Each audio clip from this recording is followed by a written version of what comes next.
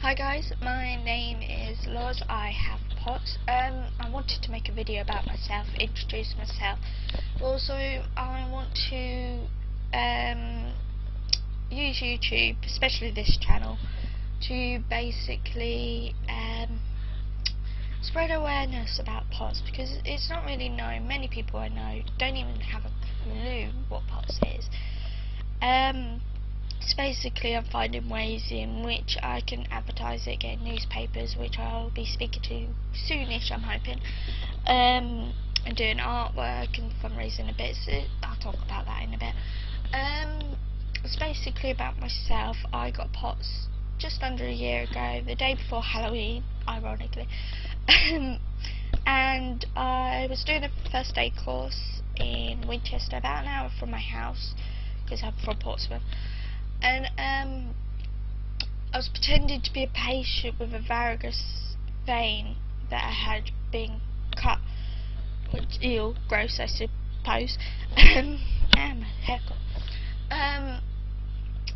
Basically, I just started feeling really sick, dizzy, and like tunnel vision. I used to black out when I was little, and they stopped about a year and a half ago, which was nice, no more of them.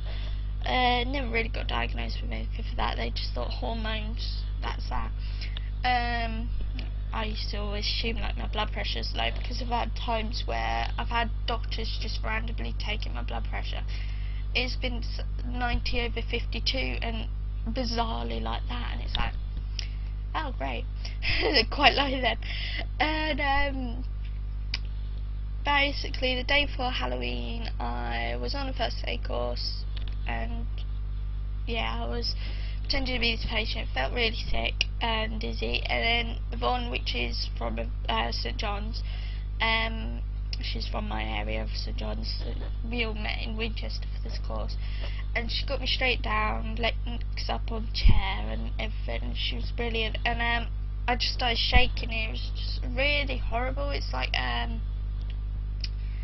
I don't know how to describe it. It's more like you feel your muscles going, but you can move, and it's just horrible. The only other way to explain it is when people sometimes get those spasms where, you know, the thumbs and that just go when you text or something. It's like faster than that, and horrid. It was just like that, and it was horrid. I just felt really sick. I felt dizzy. It didn't feel right at all. So basically, what we did was I left it at that, thinking, okay, that's it, I'll tell my mum when I get home, have some sugar. So I had a cup of tea with 2 sugars. I went down to the shop at the break, had some Dr Peppers, because I thought, okay, Dr Pepper, it's got sugar. Thought that would work, because sometimes when my sugar's low, not quite funny, but that's it. But it's not like diabetes or anything, no. And then about after lunch I had another episode, and I just didn't feel right at all. So they laid me down on the floor, knees raised. I just started full on shaking, and it was not like an epileptic shake then. It was more like tremors or trembling, and it was really bizarre. I don't know how to quite explain it. It was just like my whole body shaking, as if like cold but not. But that lasted about an hour, and Yvonne said if that lasted any longer I would have called an ambulance, and it was like, okay. I think she said my blood pressure was low or something, I can't remember. I don't really remember overly much about that night. It's every seizure I have, I remember some of it, and then I'll have another one, and I'll forget more of the last one. I've had about 200 since last year, which is stupid. And after that seizure, it's like, okay. About 10 minutes later, it was the same, so they called an ambulance straight away. They took me to Winchester Hospital, thinking it was just me having a panic attack, I think. They did like a tilt table test, but not properly. They lowered my head for about 10 minutes and then got me to stand up, and my blood pressure did drop dramatically, so did no, my blood pressure dropped, my pulse went up. It just seems to be weird. It went up to 127, which is quite high for me. Normally I'm 52, rested. And thought okay, and my mum came in because they rang her and got her to meet me, and she didn't quite. I don't think she quite believed me, and then I think she just thought it was me having the shakes and just a bit off and overreacting. And so once they said they'll what's the word? See, it is brain fog. Brain fog. It really takes over sometimes. Basically, they said they would put me forwards. I'll just say put me forwards to neurology. They'll send a letter to them and get them to do an MRI and bits just to check there's nothing weird, because that was the first time I've ever been like that. And next day I thought, okay, that was weird, I'll just go to college. So I went to college, it's all fine, and then I just suddenly felt really sick and faint, and I don't faint, it's just no, it's a no-no. And I laid down in the corner of the calf where it's like a window, so it was nice and cold, and then you've got the rest of the calf. My friends were just playing Yu-Gi-Oh and they didn't really mind. And one of my other friends, in the end the shaking really came on about 10 minutes after. It had been about 20 minutes into it, and I went, I really need a first aider because it was getting so painful. So my friend got a first aider, and basically they pushed all the tables outside. It was just the end of lunch, so everyone got to take out the cap and everything, and bless my friend, she was I remember seeing her crying when the ambulance paramedics had wheelchaired me to the nurse's room. And it was just really weird because I think they thought I was hyperventilating and panicking again. And one of them was called Tanya, which I often see quite a bit, which is really funny when I had ambulances later on. But thanks to her, like, I found ways to stop all the pain and everything, and I owe her a lot for that. And basically they put me in a wheelchair in the nurse's office, and I kept shaking, so they kept me in the chair. And eventually it calmed down as we got to the ambulance, because they took me around, and put me in the ambulance, laid down, and it started again in the ambulance, but stopped after a while. And college rang mum. Oh, sorry. College had rang mum to meet me at the hospital because they're taking me in, and I think mum thought, okay, this is weird. And during the queue, because there was quite a queue, they put me in the door next to like the majors bit so they could see me if anything did happen again, so if I were to have another seizure. And basically my mum came in because I was starting to shake and it just stopped. Mum came in and I think she realised then that I wasn't, like, it wasn't right, because I wouldn't just shake like that.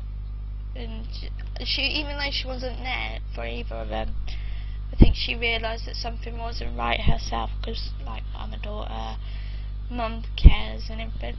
And they took me into majors, did a load of blood tests and everything, peds or something, took me into peds or majors, can't remember which. Been to them too many times. And basically sat on the bed and it was fine. They wanted to observe me, so they put me into the obs room. And that was when my mum first ever saw me have a fit, and well, I can't call them fits or seizures, I have to call them episodes because apparently they're not. But basically I kicked off again, my pulse went up to 208, I can't remember what blood pressure was. My mum recorded it because they said it's probably best I record it get it recorded for the neurologist, so my mum recorded it on phone. I'll upload it sometime. And basically you can see me being able to move, but you can also see shakes. It's like tremors. It's the best way to explain it is like every muscle in my body going at once. You just want to be sick, and it's not too nice, but can't help it. And basically she was quite shocked by that, and it really hit her, I think. And one of the nurses who was nice, he was called Chris, and he suggested it was tremors and bits, but to keep the recorder for when I see neurology. And in the end I got released from then, and I went home and I was shattered, so I went to sleep. And the next day about 1 o'clock, these all seemed to happen about 1 o'clock, and it was when I was sitting or I had moved around and sat down, and it seemed that it just took over me around then whenever I went for a walk and sat down. And the next day I was just sat on the sofa, and I just remember it getting so bad, and it was horrid. It was a lot stronger than the rest. It was like a full-on episode, but it never affects above my head most of the time. But that one day it did really badly. Jaw was going and everything.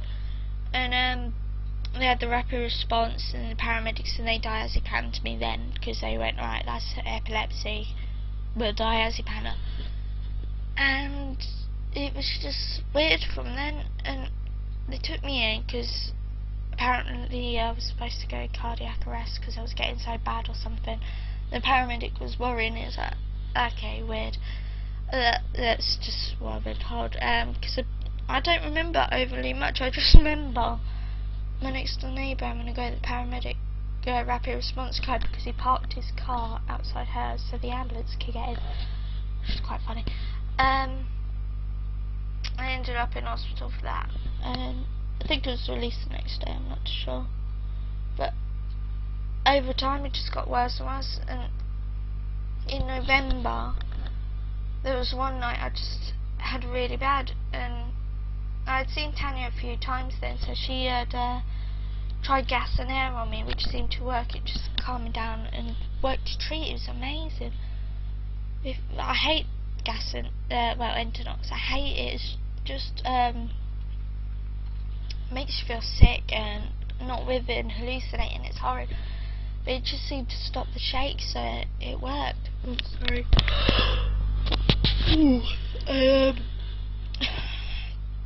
Basically, one night my mum called the ambulance. I got a video of that, so I could upload that as well. And my doctor suggested that my tingling, because I used to get like numbness on half my body, and my doctor suggested that I use a bag, and I had the Entonox tube left from the Monday, I think, no, from the Tuesday. So what we do is we attach a paper bag through it, and I breathe through that, and it worked alright, but not as well as we hoped. And in the end the ambulance was called and a doctor came. There was about 6 paramedics in my room. Oh my god, it was a mess. Thankfully my mum tidied most of it for me, but if she hadn't it would have been a state, which would have been bad. My room's tiny. It's about 3 meters by 3 meters by 3 meters, about that small. And doctor came in and Tanya went, right, that's it, back on the Entonox. So she did, thankfully. We just stopped it, but it kept going off again. And I think the doctor believed that it wasn't panic attacks, because one thing I remember him saying was her pupils are large. That's not right. And I ended up in MAU that night. Had a few, so they kept diazepaming me. I was in hospital again the next few days. That was the Friday I got taken in. The Sunday I had 12 episodes, or so I call them, in a day, and the nurses gave me about 90 milligrams of diazepam throughout the day. It was insane. Bless them, they got in trouble. One of them got in trouble for like giving me so much in one dose.